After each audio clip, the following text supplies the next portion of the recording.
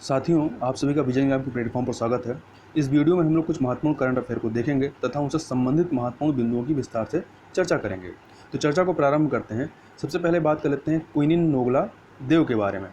तो प्रश्न उठता है कि यह क्वीनिन नोगला देव है क्या। तो यदि परीक्षा में पूछा जाए, सीधे सीधे पूछ सकता है कि अभी हाल ही में चर्चा में रहा क्वीनिन नोगला देव क्या है, मतलब किस वजह से चर्चा में था। तो क्वीनिन नोगला देव जो है यह पूर्वोत्तर भारत में स्थित मेघालय का एक गांव है। अब यह चर्चा में क्यों है? तो इस गांव के स्थानीय लोगों ने कोविड-19 के संभावित इलाज के लिए क्विनिन का पता लगाया है। यह क्विनिन जो है मलेरिया के इलाज में प्रयोग किया जाता है। अब इसके संबंध में कुछ अन्य चीज़ें देखें तो अंग्रेज़ों के समय में जब शिलांग असम प्रांत के लिए ब्रिटिश प्रशासनिक मुख्यालय बनाया गया था, तब मलेरिया एवं मच्छरों से होने वाली अन्य बीमारियों से निपटने के लिए अंग्रेज़ों ने 1874 के आसपास यहाँ पर सिनकोना का वृक्षारोपण कराया था। तो इस क्षेत्र में सिनकोना के वृक्ष लगाए गए थे। तो इसी सिनकोना की जो छाल होती है उससे एक पदार्थ निकाला जाता है, इसका नाम है अल्कलाइड क्विनिन। तो ये जो सिनकोना की छाल से अल्कलाइड क्विनिन निकाल जाता है, तो इसी क्विनिन के नाम पर इस गांव का नाम जो है क्विनिन नोगला देव पड़ा है। अब इस सिनकोना की छाल या सिनकोना के वृक्ष के बारे में थोड़ी चर्चा करें तो यह जो वृक्ष होता है या पौधा जो होता है, यह रूबियासाए परिवार से संबंधित एक पौधा है और इसे बड़ी झाड़ी या छोटे पेड़ों के रूप में वर्गीकृत किया जाता है। तथा मलेरिया के इलाज के लिए जो क्लोरोक्विन होता है या क्विनेन, जिसका जो एक तरीके से साइंटिफिक नाम जो होता है वो होता है क्विनिन सल्फेट, तो इस नाम से प्रसिद्ध है और इसका इस्तेमाल जो होता है, इस दवा का इस्तेमाल मलेरिया के इलाज के लिए किया जाता है। अभी हाल ही में हाइड्रोक्सीक्लोरोक्विन दवा जो है काफ़ी चर्चा में रही थी। यह भी जो है मलेरिया के इलाज के लिए इसका प्रयोग किया जाता है। तो चर्चा में क्यों आई थी? चर्चा में इसलिए आई थी कि अमेरिका के राष्ट्रपति डोनाल्ड ट्रंप ने भारत से इस दवा की मांग की थी। इसलिए मांग की थी कि कोविड-19 के इलाज के लिए यह दवा कितनी सहायक हो सकती है, इस चीज़ के लिए अमेरिका के द्वारा यह दवा मांगी गई थी। तो भारत ने इस दवा की आपूर्ति अमेरिका को की थी। अमेरिका के बाद में अन्य कई देशों ने इस दवा की डिमांड की थी, तो उन देशों को भी भारत के द्वारा यह दवा मुहैया कराई गई थी। यह दवा जो है, चूँकि भारत में मलेरिया के काफ़ी ज़्यादा पेशेंट होते हैं, तो इसलिए यह दवा जो है बड़ी मात्रा में भारत में मैन्युफैक्चर की जाती है। तो एक प्रकार से यह क्या है कि यह दवा जो है भारत अन्य देशों को निर्यात करता है। तो इस प्रकार से यह जो क्विनिन नोगला देव है, इस वजह से यहाँ पर चर्चा में आया था। आगे चलते हैं, आगे बात कर लेते हैं डिफेंस टेस्टिंग इंफ्रास्ट्रक्चर स्कीम के बारे में, या शॉर्ट में कहें तो DTIS, इसको हिंदी में कहें तो रक्षा परीक्षण अवसंरचना योजना। तो कॉन्टेक्स्ट यह है कि रक्षा मंत्री ने इसको डिफेंस टेस्टिंग इंफ्रास्ट्रक्चर स्कीम को अभी हाल ही में मंजूरी दी है। अब प्रश्न उठता है कि इस योजना का या इस स्कीम का उद्देश्य क्या है, इसको लाया क्यों जा रहा है। तो इसका जो उद्देश्य है वह है कि अधिक से अधिक स्वदेशी रूप से, अर्थात इंडिजीनियस रूप से जो रक्षा उपकरण होते हैं, डिफेंस इक्विपमेंट हैं, उनके उत्पादन को प्रोत्साहन दिया जाए।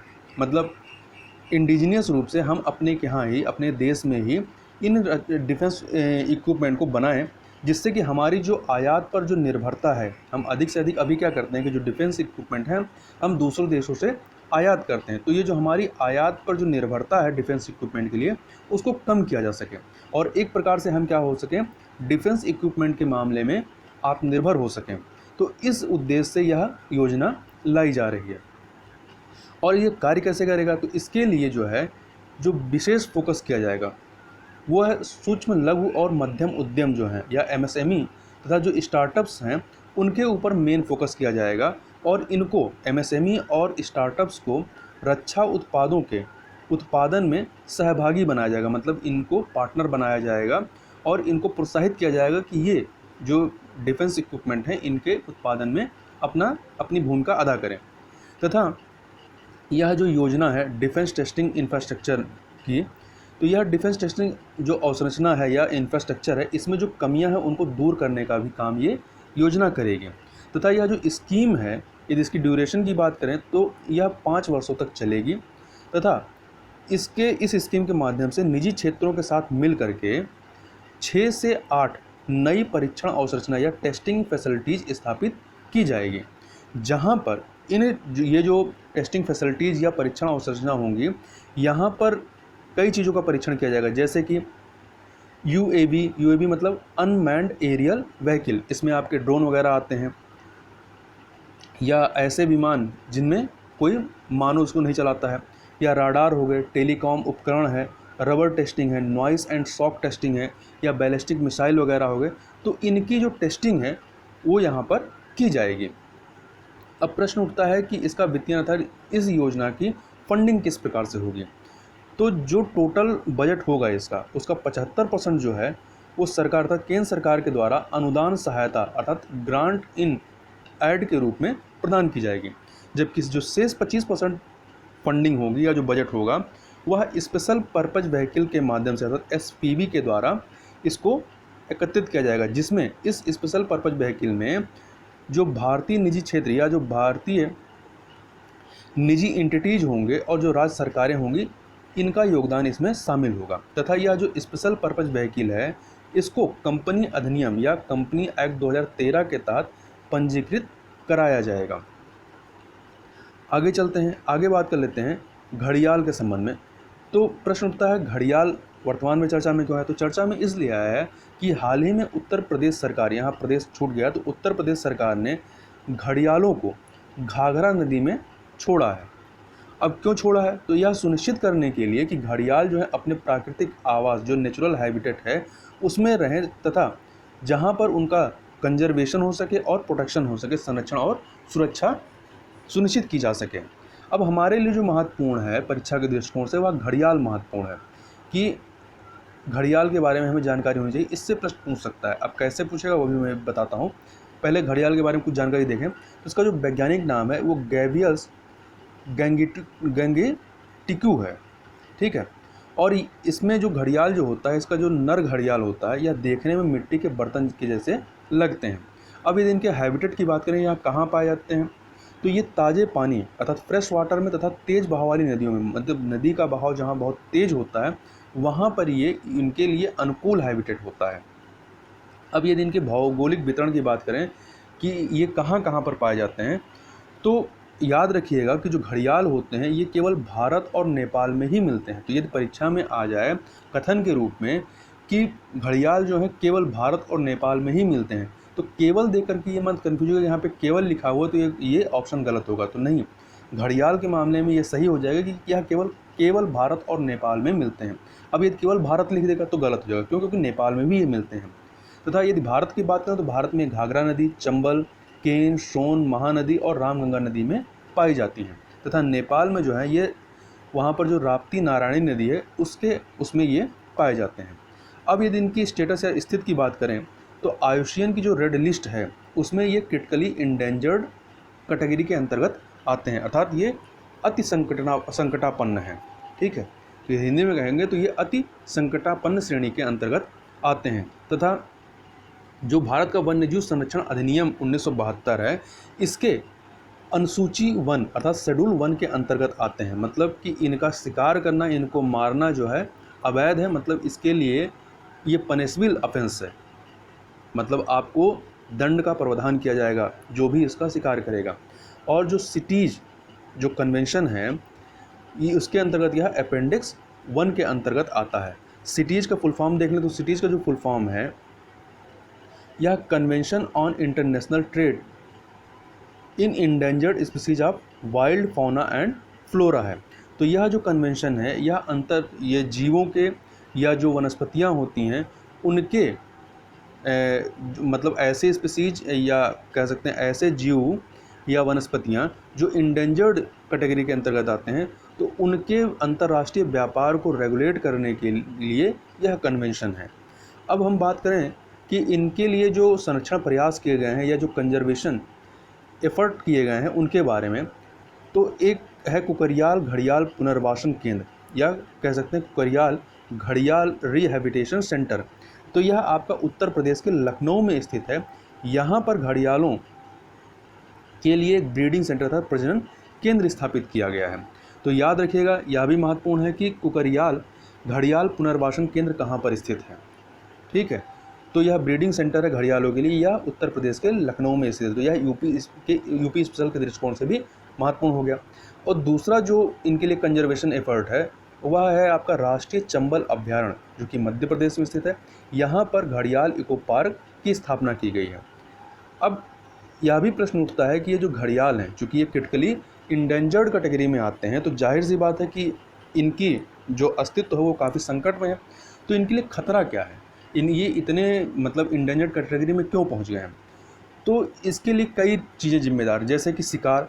तो शिकार जो इनका किया जाता है चमड़े के लिए किया जाता है, ट्रॉफी के लिए मतलब एक तरीके से अपनी ताकत दिखाने के लिए कि हमने इसको मारा। तो ट्रॉफी के तौर पे क्या होता है कि इनके दांत को या जो इनके खाल को वो ट्रॉफी के तौर पर लोग क्या करते हैं, अपने घरों में सजाते हैं। तो चमड़े के लिए, ट्रॉफी के लिए या कई सारे मेडिसिन में इस्तेमाल करने के लिए इनका शिकार किया जाता है। इसके अलावा इनके जो अंडे होते हैं, उनके अंडों का कलेक्शन लोग करते हैं, मतलब एकत्र करते हैं, कंजप्शन के लिए, उपभोग करने के लिए, उसको खाने के लिए इस्तेमाल करते हैं। इसके अलावा जो बांध है, बैराज हैं और जो सिंचाई नहरें हैं, इनकी वजह से क्या हुआ कि जो नदी का बहाव वो धीमा होता है, जिससे इनका जो हैबिटेट होता है वो काफ़ी ज़्यादा प्रभावित होता है, क्योंकि ये जो होते हैं तेज़ बहाव वाली जो नदी की धार होती है, वहीं पर इनके लिए अनुकूल हैबिटेट होता है। इसके अलावा जब नदियों में बालू खनन किया जाता है उससे भी इनका हैबिटेट प्रभावित होता है, या नदियों में जो गाद का जमाव होता है वह भी इनके हैबिटेट को कहीं ना कहीं प्रभावित करता है। तो ये कुछ ऐसी चीज़ें हैं या ऐसे कारक हैं जो इनके लिए थ्रेट उत्पन्न करते हैं या इनके लिए संकट उत्पन्न करते हैं। इसके अलावा एक चीज़ और याद रखिएगा कि भारत में ये जो मगरमच्छ होते हैं या क्रोकोडाइल जो होते हैं, इनकी 2 और प्रजातियां पाई जाती हैं। कौन कौन सी? एक होता है मगर क्रोकोडाइल। ये जो मगर क्रोकोडाइल है ये पूरे भारतीय उपमहाद्वीप के अंतर्गत पाया जाता है, और आईयूसीएन की रेड लिस्ट में देखें तो यह वल्नरेबल कैटेगरी के अंतर्गत आता है। किस में आता है? वल्नरेबल कैटेगरी में मगर जो है वल्नरेबल में आता है। तथा दूसरा जो है लवणीय जल वाला मगरमच्छ, या इसको कह लें साल्ट वाटर जो क्रोकोडाइल होता है, यह भारत के पूर्वी तटीय या ईस्टर्न कोस्ट में पाए जाते हैं, अर्थात उड़ीसा वाले इलाके में ये सब पाए जाते हैं, और आईयूसीएन में ये लीस्ट कंसर्न के अंतर्गत आते हैं। तो हो सकता है आपसे ये भी प्रश्न पूछ ले तीनों को दे करके कि कौन किस कैटेगरी में आता है। तो कैटेगरी याद रखिए, जो घड़ियाल होता है वो क्रिटिकली इंडेंजर्ड में है, जो मगर है वो वल्नरेबल में है, और जो साल्ट वाटर क्रोकोडाइल हैं वो लीस्ट कंसर्न में है। तो इतनी चीज़ें यहाँ पर आप परीक्षा के दृष्टिकोण से याद रखिएगा। आगे चलते हैं, बात कर लेते हैं सुपर अर्थ के बारे में। अब यह सुपर अर्थ क्यों चर्चा में आया? तो सुपर अर्थ चर्चा में इसलिए आया कि हाल ही में कैंटरबरी विश्वविद्यालय के वैज्ञानिकों ने एक नए सुपर अर्थ ग्रह या प्लैनेट को खोजा है, जो कि एक गैलेक्सी जिसका नाम है गैलगेटिक बुल्गी इस गैलेक्सी के केंद्र की ओर स्थित है, या इसके सेंटर की ओर लाइज है। अब हमारे लिए परीक्षा के दृष्टिकोण से महत्वपूर्ण क्या है? सुपर अर्थ। कि सुपर अर्थ क्या होते हैं? तो आपसे परीक्षा में जो पूछा जाएगा या जो पूछा जा सकता है वो यही पूछा जाता है कि सुपर अर्थ क्या होता है। तो इसको देख लेते हैं। तो सुपर, याद रखिएगा, सुपर अर्थ जो होता है इसका तात्पर्य जो है वो हैबिटेबल कंडीशन अर्थात पृथ्वी जैसी स्थितियों से नहीं है। जैसा कि नाम से लग रहा होगा, सुपर अर्थ मतलब कि ऐसा कोई प्लेनेट जो कि अर्थ के समान हो, मतलब जहाँ पे कंडीशन जो है अर्थ की जैसी हो, तो नहीं है। इसका तात्पर्य हैबिटेबल कंडीशन नहीं है कि मतलब पृथ्वी जैसी स्थितियों से नहीं, बल्कि इसका संबंध जो है वो द्रव्यमान से है। अब द्रव्यमान से कैसे है तो इसको देख लेते हैं। तो इसको देखने से पहले एक टर्म आपने सुना होगा, एक्सोप्लैनेट। एक्सोप्लैनेट के बारे में सुना होगा। एक्सोप्लैनेट के बारे में परीक्षा में प्रश्न पूछ भी चुका है कि एक्सोप्लैनेट क्या होते हैं। तो एक्सोप्लैनेट जो होते हैं ऐसे ग्रह जो सूर्य के अलावा, मतलब जो सूर्य की परिक्रमा नहीं करते बल्कि किसी अन्य तारे की परिक्रमा करते हैं। तो वो सारे ग्रह जो सूर्य को छोड़ करके किसी अन्य ग्रह की किसी अन्य तारे की परिक्रमा करते हैं, उन्हें एक्सोप्लैनेट कहते हैं। तो अब यहाँ सुपर अर्थ पे आते हैं। तो यहाँ सुपर अर्थ ग्रह या प्लैनेट का तात्पर्य है कि उन ग्रहों से है जो सूर्य के अलावा, सूर्य की परिक्रमा नहीं कर रहे हैं बल्कि सूर्य के अलावा जो अन्य तारे हैं वो अन्य तारे की परिक्रमा करते हैं। और इन प्लैनेट का जो द्रव्यमान है वो पृथ्वी से ज़्यादा है, परंतु अरुण और वरुण ग्रह से कम है। अब यहाँ पे हमें यह भी पता होना चाहिए कि अरुण और वरुण जो ग्रह हैं इनका द्रव्यमान पृथ्वी से कितना ज़्यादा होता है। तो अरुण और वरुण का द्रव्यमान जो है पृथ्वी के द्रव्यमान से 15 से 17 गुना के बीच में होता है। मतलब यदि इसको एग्जाम्पल के तौर मान लें कि पृथ्वी का द्रव्यमान 1 यूनिट है, तो अरुण और वरुण का द्रव्यमान कितना होगा, 15 से लेके 17 यूनिट तक होगा। तो जो सुपर अर्थ है, सुपर अर्थ का जो द्रव्यमान होगा वो 1 यूनिट से ज़्यादा और 17 यूनिट से कम होगा। मतलब 1 से लेकर के 17 यूनिट के मध्य में उसका द्रव्यमान होना चाहिए, और वो किसी अन्य तारे का परिक्रमा यदि कर रहा है तो उसे क्या कहेंगे, सुपर अर्थ कहेंगे। तो इस चीज़ को याद रखिएगा कि सुपर अर्थ क्या है। आगे चलते हैं, आगे बात कर लेते हैं ACE2 एंजाइम। ACE2 एंजाइम, तो इसका पूरा नाम क्या है, इसका पूरा नाम है एंजियोटेंसिन कन्वर्टिंग एंजाइम 2, इसका पूरा नाम है। अब यह जो एंजाइम है, यह एंजाइम करता क्या है, पहले देख लेते हैं करता क्या, फिर देखेंगे कि यह वर्तमान में कॉन्टेक्स्ट में क्यों आया। तो इसका जो कार्य है, यह एंजाइम कोशिका अर्थात सेल के आंतरिक हिस्से को कोशिका अर्थात सेल के बाहरी हिस्से से कोशिका झिल्ली मतलब कि सेल मेम्ब्रेन के माध्यम से जोड़ने का कार्य करती है। तो दोबारा से इसको सुन लीजिए कि मान लीजिए ये आपका सेल है और ये आपका कोशिका झिल्ली है, सेल मेम्ब्रेन है। तो ये जो एंजाइम है वो कोशिका के अंदर जो हिस्सा है उसको कोशिका के जो बाहरी हिस्सा है, ठीक है, उससे जोड़ने का कार्य करती है। और किसके माध्यम से जोड़ने का कार्य करती है, तो कोशिका झिल्ली सेल मेम्ब्रेन के माध्यम से जोड़ने का कार्य ये एंजाइम करती है। तो अब वर्तमान में चर्चा में क्यों है, तो अभी हाल ही में हुए शोध से पता चला है कि इस एंजाइम की वजह से जो नोवल कोरोना वायरस है वह कोशिका को या सेल को ज़्यादा संक्रमित कर सकता है या ज़्यादा संक्रमित करते हैं। क्यों करते हैं, क्योंकि यह एंजाइम जो होता है वो कोशिका में प्रवेश द्वार का कार्य करता है या एंट्री पॉइंट का कार्य करता है। होता क्या है कि मान लीजिए ये आपका सेल है या कोशिका है, तो जब इस पे कोरोना वायरस अटैक करता है तो ये जो एंजाइम है, ये एंजाइम इस वायरस को सेल के अंदर जाने के लिए एक प्रकार से प्रवेश द्वार का या विंडो का कार्य करता है या एंट्री पॉइंट का काम करता है, एंट्री पोर्ट का कार्य कह सकते हैं, ये करता है। और ये नोवल कोरोना वायरस जो है इसकी कोशिका के अंदर चला जाता है और इसको संक्रमित कर देता है। तो इस प्रकार से इस एंजाइम की वजह से जो नोवल कोरोना वायरस है वो कोशिका को आराम से संक्रमित कर सकता है।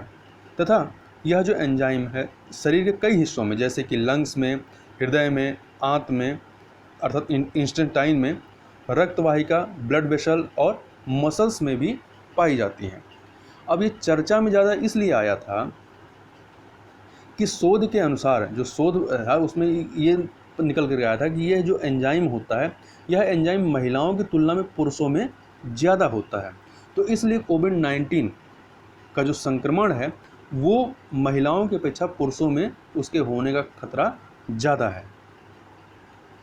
आगे चलते हैं, आगे बात कर लेते हैं विश्व दूरसंचार और सूचना सोसाइटी दिवस के संबंध में, या इंग्लिश में कहें तो world telecommunication and information society day. तो यह प्रत्येक वर्ष जो है विश्व स्तर पर 17 मई को मनाया जाता है। अब इसको मनाने का उद्देश्य क्या है, तो इसका जो उद्देश्य है वह इंटरनेट तथा अन्य सूचना एवं संचार प्रौद्योगिकी, इंग्लिश में कहें तो information and communication technology ICT का उपयोग जो है वो विभिन्न समाजों, विभिन्न सोसाइटीज़ और अर्थव्यवस्थाओं में बढ़ावा देने के लिए विभिन्न संभावनाओं के बारे में जागरूकता पैदा करने के उद्देश्य से इस दिवस को प्रत्येक वर्ष 17 मई को मनाया जाता है। अब इस बार की जो थीम है इस दिवस की वह है connect 2030 ICT information communication technology for the sustainable development goals. तो यह इसकी थीम है, थीम याद रखिएगा। अब इसका जो बैकग्राउंड, इसको मनाया क्यों जाता है और इसका मनाना प्रारंभ कब से हुआ, तो इसको थोड़ा सा देख लेते हैं। तो 17 मई 1865 को पहले अंतर्राष्ट्रीय टेलीग्राफ कन्वेंशन पर हस्ताक्षर करने और अंतर्राष्ट्रीय दूरसंचार संघ अर्थात इंटरनेशनल टेलीकम्युनिकेशन यूनियन, जो शॉर्ट में हम लोग ITU कहते हैं, इसकी स्थापना जो है 17 मई 1865 को होती है। तो इसी के वर्षगांठ के रूप में, मतलब इसके वर्षगांठ को महत्व देने के लिए वर्ष 1969 से प्रत्येक वर्ष 17 मई को यह दिवस मनाया जाता है। अब थोड़ा सा जो यह अंतर्राष्ट्रीय दूरसंचार संघ है या इंटरनेशनल टेलीकम्युनिकेशन यूनियन है, इसके बारे में थोड़ी और जानकारी देख लें। तो एक चीज़ याद रखिएगा, यह विश्व का सबसे पुराना अंतर्राष्ट्रीय संगठन है और यह जो है यह सूचना एवं संचार प्रौद्योगिकी की एक शीर्ष यूएन एजेंसी है। तो एक प्रकार से ITU क्या है, यह यूएन की अर्थात संयुक्त राष्ट्र की एक विशेषीकृत एजेंसी है और इसकी स्थापना जैसा कि हम लोगों ने ऊपर देखा 17 में 1865 को पेरिस में किया गया था। और इसके सदस्यों की बात करें तो इसमें 193 देश जो हैं सदस्य हैं। और इसका हेडक्वार्टर कहाँ है, तो इसका हेडक्वार्टर आपका जिनेवा स्विट्जरलैंड में है।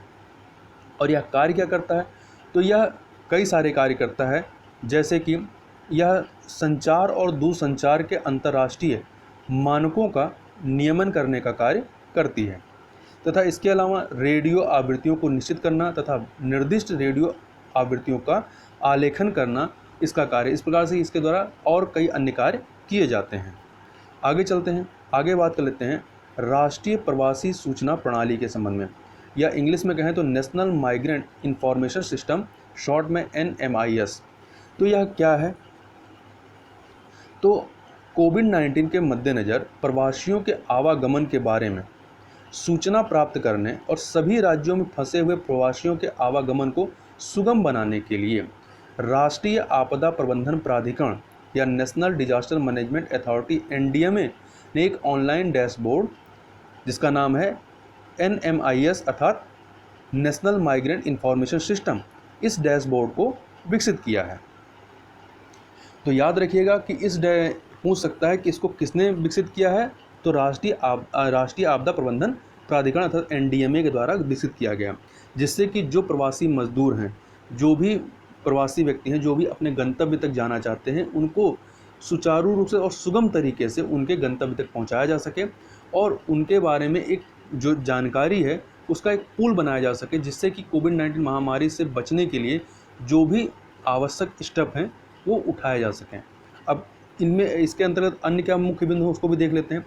तो यह जो ऑनलाइन पोर्टल है यह प्रवासी कामगारों के बारे में एक केंद्रीय कोष अर्थात सेंट्रल पूल बनाएगा और उनके मूल स्थानों तक उनकी यात्रा को सुचारू बनाने के लिए अंतर्राज्यीय संचार और तालमेल में मदद करेगा। तो इस डैशबोर्ड के माध्यम से क्या होगा कि राज्यों के मध्य, मतलब जिस राज्य से ये जा रहे हैं और जिस राज्य में जाना है, तो उन राज्यों के मध्य में क्या होगा, एक प्रकार से तालमेल हो सकेगा और ये सुगम तरीके से अपने गंतव्य स्थल तक पहुंच सकेंगे। और जब ये अपने गंतव्य तक जाएंगे तो उस राज्य के प्रशासन को ये जानकारी होगी कि कितने लोग जो हैं वो बाहर से आए हैं। तो बाहर से आने पे क्या होगा, इनको क्वारंटाइन करना होगा। तो ये पता रहेगा कि कितने लोगों को हमें क्वारंटाइन करना है और कितने लोगों के लिए हमें सुविधा जुटानी पड़ेगी। तो इस डैशबोर्ड के माध्यम से ये सारे आंकड़े पता हो जाएंगे। जब हमें संख्या पता होगी कितने लोग कहाँ से बाहर से आ रहे हैं, तो उनके लिए क्या क्या सुविधाएं होनी चाहिए, उनके क्वारंटाइन सेंटर, उनको क्वारंटाइन करने के लिए, या कोई व्यक्ति संक्रमित होता है तो उसको क्या क्या कैसे उसको इलाज होगा। तो उन सारी चीज़ों को लेकर के या इन सारी चीज़ों के बारे में यह जो डैशबोर्ड है काफ़ी महत्व का साबित होगा। और इसके अतिरिक्त इसका जो सबसे बड़ा एक लाभ और है कि इससे संपर्क में आने वाले लोगों का पता लगाना था कॉन्टैक्ट ट्रेसिंग के रूप में किया जा सकेगा, जो कोविड-19 से निपटने के लिए की जा रही कार्रवाई में भी उपयोगी साबित हो सकेगा। अब जब इस डैशबोर्ड के माध्यम से कौन सा व्यक्ति कहाँ से जा रहा है, अब उसके बारे में पूरी डिटेल रहेगी, उसका नाम, पता, मोबाइल नंबर और कहाँ पे वो था और किस गंतव्य जिले तक उसको जाना है।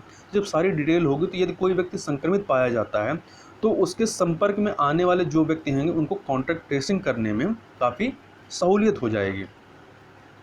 तथा ये जो पोर्टल है इसमें क्या होगा कि जो प्रवासी लोग हैं उनके बारे में मुख्य डेटा जैसे कि नाम, आयु, मोबाइल नंबर, आरंभिक और गंतव्य जिला, यात्रा की तिथि, मतलब किस तिथि को गए हैं या किस तिथि को जाना है, इन सारी चीज़ों को इस पोर्टल के माध्यम से या इस डैशबोर्ड के माध्यम से कलेक्ट किया जाएगा। आगे चलते हैं, आगे बात कर लेते हैं विश्व उच्च रक्तचाप दिवस के संबंध में, या इंग्लिश में कहें तो वर्ल्ड हाइपरटेंशन डे के बारे में। यह प्रत्येक वर्ष जो है 17 मई को मनाया जाता है। अब इसको मनाया क्यों जाता है, तो आम लोगों में उच्च रक्तचाप अर्थात हाइपरटेंशन के बारे में जागरूकता पैदा करना और इसकी गंभीरता को देखते हुए, हाइपरटेंशन की गंभीरता को देखते हुए लोगों को इसे नियंत्रित करने के लिए, प्रोत्साहित करने के लिए यह जो दिवस है प्रत्येक वर्ष 17 मई को मनाया जाता है। और इस बार की जो थीम है वो है अपने रक्तचाप को मापिए इसे नियंत्रित करें और लंबे समय तक जीवित रहें। अब हम लोग थोड़ा सा बात कर लेते हैं उच्च रक्तचाप के बारे में। तो उच्च रक्तचाप में क्या होता है कि चूँकि शरीर में ऑक्सीजन और ऊर्जा के प्रवाह के लिए जो हृदय जो होता है वो रक्त शोधन का कार्य करता है। मतलब हृदय का जो प्रमुख कार्य है वो रक्त शोधन करना है। और धमनियों के जरिए जो रक्त के प्रवाह होता है वो होता कैसे है कि धमनियों में एक निश्चित दबाव होता है। तो उस निश्चित दबाव की वजह से धमनियों में रक्त का प्रवाह सुचारू रूप से होता रहता है। अब यदि रक्त प्रवाह का यह जो दबाव है यह सामान्य से अधिक होता है तो यह धमनियों की दीवार पर अतिरिक्त जो है तनाव या दबाव डालता है। यही जो अतिरिक्त तनाव होता है इसे ही हाई ब्लड प्रेशर कहते हैं या हाइपर टेंशन या उच्च रक्तचाप कहते हैं या उच्च रक्तदाब भी कहते हैं। अब यहाँ एक चीज़ याद रखिएगा, जो सामान्य मनुष्य का जो रक्तदाब होता है वो 120/80 अर्थात जो उसका अपर होना चाहिए लिमिट वो 120 होना चाहिए और मिनिमम जो होना चाहिए वो 80 होना चाहिए। यदि इतना किसी व्यक्ति का है तो वह मतलब उसका रक्तदाब जो है वो क्या है, वो ब्लड प्रेशर नॉर्मल है। और इसको मापते किस में है तो mmHg अर्थात मिलीमीटर ऑफ मरकरी में इसको मेजर किया जाता है। और रक्तदाब मापने का जो यंत्र होता है वो क्या होता है, स्फिग्मोमेनोमीटर होता है। कई बार परीक्षा में पूछ लेता है कि रक्तदाब या ब्लड प्रेशर को नापने का यंत्र क्या होता है। तथा एक अनुमान के मुताबिक पूर्वी मध्य क्षेत्र में प्रत्येक 5 में से 2 वयस्क जो हैं वो उच्च रक्तचाप अर्थात हाइपर ये ब्लड प्रेशर से प्रभावित हैं। तथा जो उच्च रक्तचाप है यह दुनिया भर में असामयिक मृत्यु का एक बहुत बड़ा कारण है। तथा उच्च रक्तचाप की गंभीरता को देखते हुए इसे साइलेंट किलर के नाम से भी जाना जाता है या साइलेंट किलर भी कहते हैं। अब बात कर लेते हैं अंतर्राष्ट्रीय प्रेस संस्थान के बारे में या इंटरनेशनल प्रेस इंस्टीट्यूट IPI के बारे में। तो हुआ क्या है कि हाल ही में अंतर्राष्ट्रीय प्रेस संस्थान ने भारत में हालिया घटनाओं के परिदृश्य में अधिकारियों द्वारा कानून का दुरुपयोग करने, पत्रकारों को डराने धमकाने और प्रेस की स्वतंत्रता को नुकसान पहुंचाने पर गंभीर चिंता व्यक्त करते हुए इसकी निंदा की है। अब हमारे लिए यहाँ महत्वपूर्ण क्या है, IPI अर्थात इंटरनेशनल जो प्रेस इंस्टीट्यूट है इसके बारे में जानकारी होनी चाहिए। तो यह जो अंतर्राष्ट्रीय प्रेस संस्थान है यह एक वैश्विक संगठन है जो प्रेस की स्वतंत्रता के संवर्धन और संरक्षण तथा पत्रकारिता प्रणालियों में सुधार के लिए समर्पित एक अंतर्राष्ट्रीय संगठन है। इसकी स्थापना अक्टूबर 1950 में हुई थी और इसके सदस्यों की संख्या जो है कितनी है, 120 है। अब यदि इसके हेडक्वार्टर की बात करें तो अधिकतर का हेडक्वार्टर कहाँ होता है, जेनेवा स्विट्जरलैंड में, परंतु इसका हेडक्वार्टर कहाँ पर है, अस्टिया के बियाना शहर में है। तो याद रखिएगा इसका हेडक्वार्टर कहाँ है, अस्टिया के बियाना में है। और इस संस्थान में संपादक, मीडिया कार्यकारी और IPI अर्थात अंतर्राष्ट्रीय प्रेस संस्थान के अग्रगणी पत्रकार जो मीडिया विभागों, ब्यूरो प्रमुखों, संवाददाताओं एवं अन्य के रूप में शामिल हैं इसके अंतर्गत आते हैं। तथा यह जो अंतर्राष्ट्रीय प्रेस संस्थान है, अंतर्राष्ट्रीय प्रेस संस्थान को संयुक्त राष्ट्र, यूनेस्को और यूरोपियन यूनियन के साथ परामर्श दर्जा कंसल्टेटिव स्टेटस प्राप्त है। तथा international freedom of expression exchange यह क्या है, तो यह जो है यह एक गैर सरकारी संगठनों का एक वैश्विक नेटवर्क है। तथा जो ये आपका अंतर्राष्ट्रीय प्रेस संस्थान है IPI इसका सदस्य है। तथा यह जो international freedom of expression exchange है यह दुनिया भर में प्रेस की स्वतंत्रता एवं मुक्त अभिव्यक्ति के उल्लंघन की निगरानी करता है। अब यहाँ पर एक चीज़ जो विश्व प्रेस स्वतंत्रता सूचकांक अभी कुछ समय पहले जारी किया गया था या वर्ल्ड प्रेस फ्रीडम इंडेक्स 2020, उसके बारे में थोड़ा सा देख लेते हैं क्योंकि यहाँ पे प्रेस की बात हुई है। तो इसको जारी कौन करता है, रिपोर्टर्स विदाउट बॉर्डर्स के द्वारा जारी किया जाता है। और इसमें इस बार कुल 180 देशों को रैंकिंग दी गई, जिसमें से नॉर्वे पहले नंबर पे था, फिनलैंड दूसरे पे और डेनमार्क तीसरे पे। सबसे महत्वपूर्ण हमारे लिए भारत की रैंकिंग है। भारत की रैंकिंग कितनी थी, 142वीं और पिछले वर्ष जो थी 140वीं थी। मतलब 2 रैंक की भारत की रैंकिंग में गिरावट दर्ज की गई थी। तो यहाँ पर इस प्रकार से हमने कुछ महत्वपूर्ण करंट अफेयर को देखा। तो इस वीडियो में बस इतना ही, मिलते हैं नेक्स्ट वीडियो में, तब तक के लिए बहुत बहुत धन्यवाद।